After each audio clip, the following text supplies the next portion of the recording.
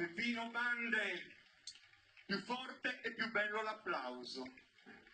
Vieni Peppino qua. Io sapevo che tu avresti scritto un bel momento di questa serata, perché come ho detto davvero la musica è dentro di te. Lui, oltre che essere un artista di suo, è anche una persona molto generosa con gli altri.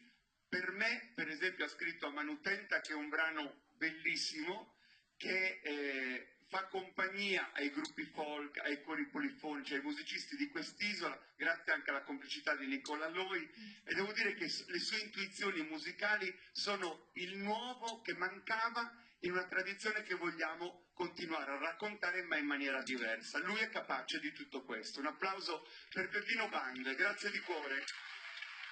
Ma è tornato il momento di riaccendere